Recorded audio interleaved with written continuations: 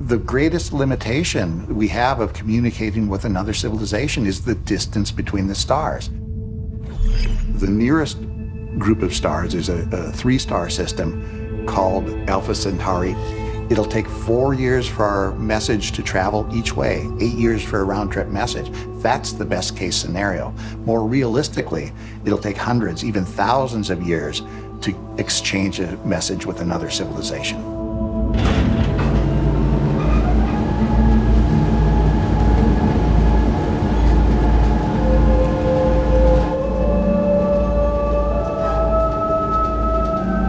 I think in a way it's a moral responsibility to communicate with another civilization and to reciprocate what we have been hoping to get from them.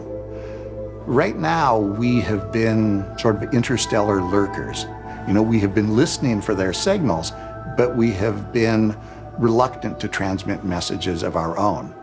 But if we're going to really try to engage another civilization, we have a responsibility to contribute in the same way we hope the other civilization will contribute to us. If we receive a signal, I think we will and we should reply.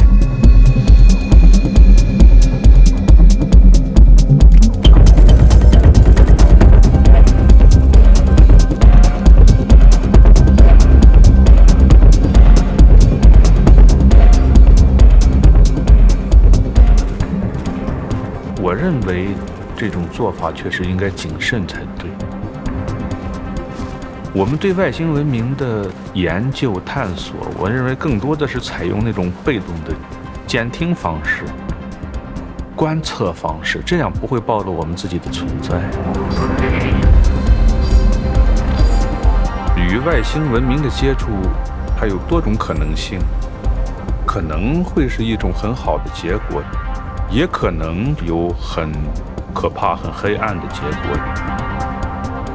任何一个孩子他都知道，在家里不要随便给陌生人开门，不要随便去跟陌生人这个打招呼，这是一个常识问题。